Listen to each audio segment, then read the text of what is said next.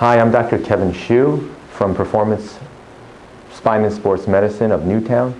I'd like to talk to you about, I'll just do it again. Hi, I'm Dr. Kevin Hsu from Performance Spine and Sports Medicine of Newtown. Today I'd like to talk to you about ACL injury prevention and focusing on the female athlete. So what is the ACL? Many people have heard of ACL injuries. They are a very devastating injury to have, oftentimes career-threatening, or at least could be career-ending for some athletes. The ACL stands for anterior cruciate ligament. It is one of the stronger supporting ligaments in the knee that provides stability and prevent twisting motions in the knee. The ACL is located, this is the outside of your knee, this is the inside of your knee. From the outside here, you can see the fibula. This is the tibia. This is the thigh bone called the femur. Your kneecap is right here. The ACL runs from the outside towards the inside, and it provides stability from torque, twisting motions of the knee. Oftentimes, when you think of an ACL injury, you might think of a football injury where somebody gets tackled. The force comes from the outside. It hits the knee from outside in. The knee will buckle this way, thereby tearing that ACL. What we're actually focusing on in today's talk is not contact ACL injuries, because if you think about it, if you contact anybody's joint with enough force, you will break part of that joint or a ligament or some supporting structure in that joint. What is more concerning to doctors and clinicians and parents these days is that why are athletes having non-contact ACL injuries? In other words, nobody's hitting them from the side, and yet during certain maneuvers, whether it's planting their feet, jumping and landing, the ACLs are tearing all by itself. So that is a concern that we're going to talk about today. Again, the ACL prevents forward movement of the tibia, and it prevents rotation. All right. You can click. So on statistics, on average, a conservative estimate for how much it costs for an ACL injury, it comes out to conservatively at least about $17,000 per ACL injury. That would include the rehabilitation, which is the physical therapy that occurs, and then the surgery that occurs to repair the ACL. Also, another statistic is that there is an increase now of tenfold in the participation over the last 10 years of high school athletes. So what that's going to eventually cause is more athletes in the school systems playing sports, and therefore you're going to see more and more injuries because more people are playing sports these days. The estimated cost is approximately $3 billion US dollars annually in the United States for ACL injuries. There are a number of risks that are associated with ACL injury. The first one I'll draw your attention to is the focus of this talk. Females have a 4 to 6 time higher rate of ACL injury than males, and we'll talk about that later in our discussion. Other risk factors that have been shown would be fatigue, hormonal changes, joint laxity that's increased. In other words, a joint that's not as stiff, slightly looser, has more give in it. That's another risk. History of prior ACL injury, that makes sense. And these here we'll talk about in greater detail later. Neuromuscular and biomechanical differences between men and women. Decreased force, the ability to absorb force, let's say landing softer from a jump, the decreased ability to do that, and decreased balance and coordination are also known to be risks for ACL injury. So the impact of ACL injury is quite severe. Obviously, when you first get injured, if your ACL is torn, you'll have disability. You'll be on crutches. You'll be out of sports. You'll be unable to really do activities of daily living too easily. There's a potential loss of scholarships for our athletes that are planning on going to college to play sports. And there is an issue which so far has not been able to be completely resolved, and that is this. When you have an ACL injury, you have you have the best surgery, the best rehab, the best, pretty much everything you can do. And yet, it turns out that studies have shown that the future rates of osteoarthritis, let's say 10 years out, even 20 years out, are still there. The rates of osteoarthritis, meaning arthritis in your knee joint after having an ACL tear, no matter what you do to it, whether you repair it, whether you rehab it, you're still going to have osteoarthritis. And that's a big deal. That hasn't been cured. So whether you get the ACL repair or you just leave it alone, either way you're going to end up with arthritis in your knee. Now imagine you're 15 years old and you have an ACL tear. Well, 10 years from now you'll be 25. And to be 25 and have osteoarthritis in your knee is not something that most 25-year-olds wish they had. So prevention is really going to be the key to treating ACLs rather than getting the injury and then trying to figure out what to do. In talking about male and female differences, something happens at puberty. Basically, prior to puberty, the risk in pediatric patients of ACL injury is equal between boys and girls. After the onset of puberty, the risk of ACL rupture increases in females, and we'll talk about some of the reasons why. There are biomechanical changes. So we're not talking about necessarily anatomical changes only. So when you think of anatomical changes, you think of somebody growing taller, somebody growing wider. That's more anatomic, but we're talking about biomechanical. So things that happen when we move, things that happen to our stability. For example, in female athletes, there's an increased use of their ligaments. In other words, when a force is needed to decelerate suddenly, rather than rely on muscles, the ligaments are relied on a little bit more. And this has been shown in studies done on female athletes compared to male athletes. Another thing is leg dominance. There's a greater asymmetry as far as which leg is stronger in females than male counterparts. Also, as far as dominance of different muscle groups, there's even a greater reliance on the quadriceps in female athletes than there is in male athletes, which rely both on quadriceps and hamstring activation more. So that's been another risk factor that's been shown. Trunk dominance, meaning leaning of the trunk over the affected side. Usually when an injury happens, the trunk might be out of balance, another risk factor. Increased knee valgus. What does that mean? That's when the knee is in a position where it has a slightly greater angulation. And increased laxity or movement of the joint is also known to cause ACL or predispose to ACL tears.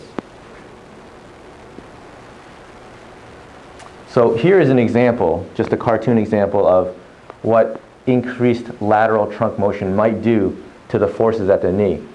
Imagine that this person is standing pretty much straight down with the force straight down his leg. If this same person then takes his trunk then and leans over to this side, now the force is going to be awkward at the knee and predispose this knee to buckle. And this is a risk factor when athletes are playing sports. If their trunk is out of control, they have an increased risk of ACL injury. Here's a picture by Quammen and Associates and published in the American Journal of Sports Medicine. This is showing us that when an athlete lands, there is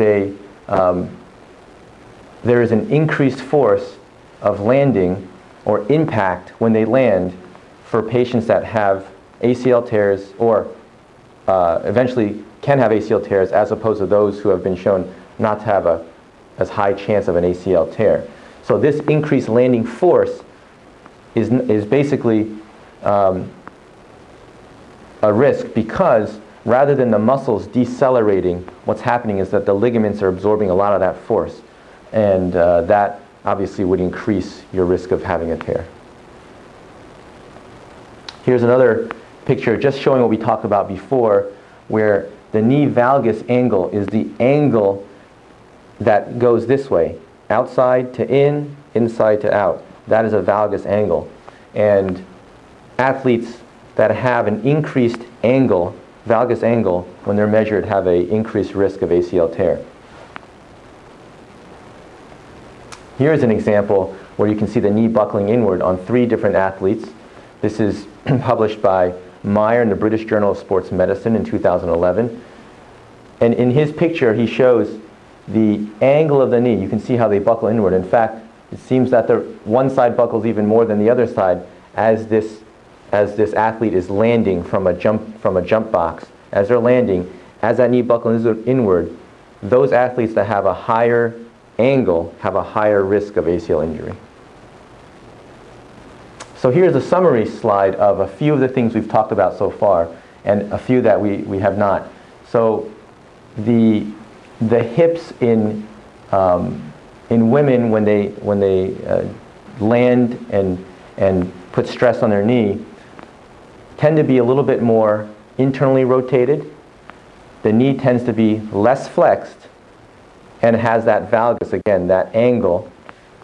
There's also rotation of the tibia, which is the bone down here, your shin bone. And then oftentimes the foot is landed either on its hind foot or flat-footed or slightly unbalanced, and that also contributes to a risk of injury. So to go back, why is prevention so important? We know now that once you have an injury, life pretty much changes. You have a lot of risks in the future, including osteoarthritis, regardless of whether or not you repair it or don't repair it. You're going to have osteoarthritis. Next one. The risk of repeat ACL injury is high, so again, it changes your ability to maybe be as explosive, because in the back of your mind, if you've had an injury before, you might be worried that it might happen again. And unfortunately, the statistics show that it can happen again, and it does happen again more frequently. There is a good time, if you're a parent or you're an athlete, if you work with young children, the best time to train somebody is not after their growth spurt, but actually right before or during their growth spurt. This is the most important time to prevent injury because much of our neuromuscular adaptations that happen as puberty sets on is the time where muscles are adapting quickest, and it's the time to teach new mechanics, new dynamic exercises.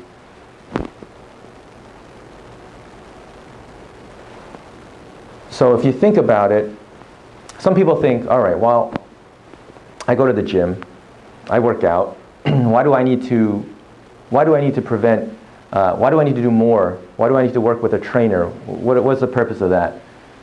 The main reason is because if your knee is very stable, passively, in kind of fixed and controlled environments, like the gym, like a knee extension machine, that only means that your knee is stable passively. It doesn't really tell us whether your knee is stable dynamically, meaning on jumping, landing, and cutting and pivoting maneuvers. And those are some things that, that in our office we would test for and will recommend screening for, and then adaptations to try to adjust and prevent future injury.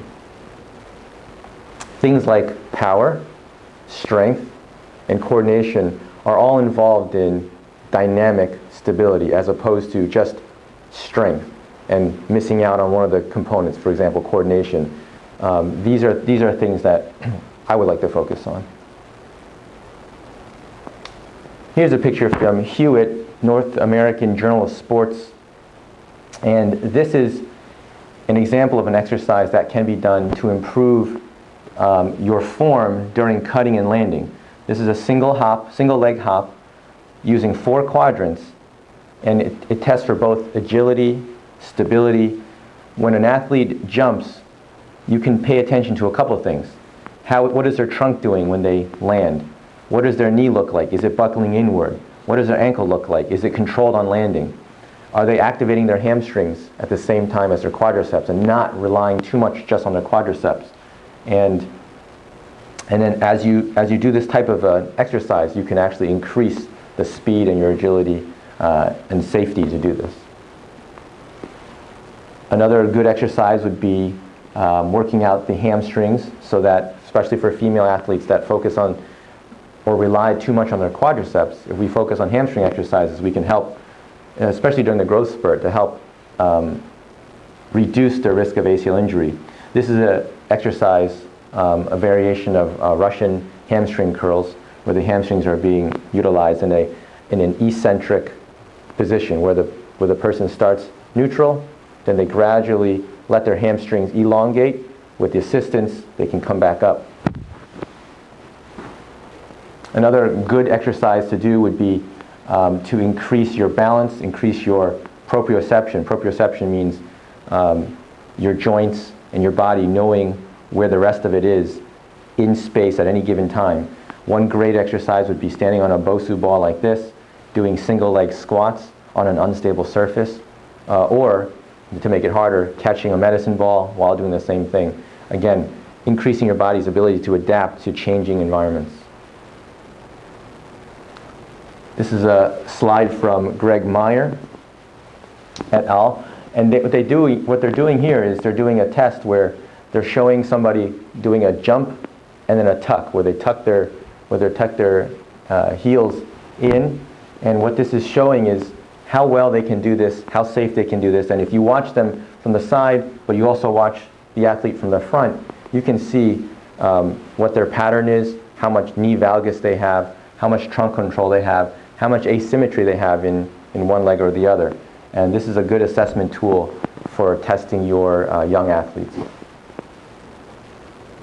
So in conclusion, I have a few take-home points to remember.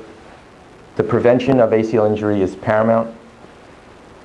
The best time to do any prevention is actually not when you're ready in college, but it's way before that. If you can train in childhood, in early adolescence, that would be the ideal time as the neuromuscular changes are happening. And my focus here is that if you work just with weights, if you work just in a gym environment, you're not giving your body the correct stresses and impetus it needs to adapt to injury prevention. My recommendation is to work with an athletic trainer, physiotherapist, and these are the best ways we can go about tackling potentially devastating injury and preventing that from happening in the first place. Thank you very much, and good luck this season to all you athletes.